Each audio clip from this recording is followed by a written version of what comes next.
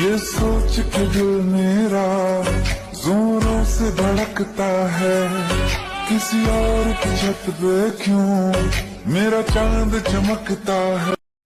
পথে আজ আছে কি সাথে, কাল যদি মাঝ পথে দূরে যেতে হয় প্রিয়া।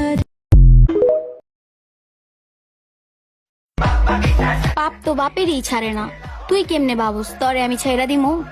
তুই অপেক্ষা কর, তোর ইটের জবাব আমি পাথর দিয়া দিমু।